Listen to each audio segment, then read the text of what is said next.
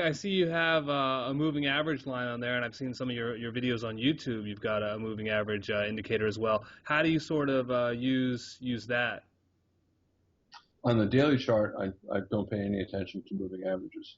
Um, I pay minimum attention, but on the 5-minute chart, I do. There are a bunch of tricks. Right now, I use the 20-bar exponential moving average, but it doesn't matter which moving average you use. I have a friend who uses a 34-bar weighted moving average, another guy who uses a 10-bar simple moving average.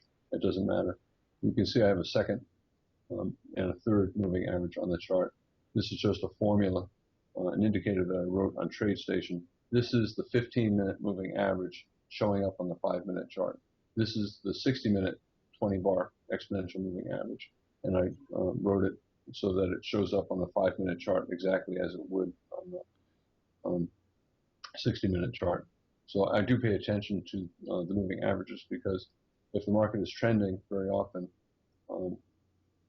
moving averages will be resistance. For example, in my trading room today, I talked about this bar right here. Okay, there's something very special that happened with this bar. All right, the market's in a big bear trend, and this is the first bar with a low above the moving average. So I call that a moving average gap bar. Usually that leads to a sell-off to test the low of the day. So even though at that point the market was rallying, all right, as soon as I see a bar with a low above the moving average and a bear trend, it usually leads to a sell-off to test the low of the day. And then the market usually tries to bottom.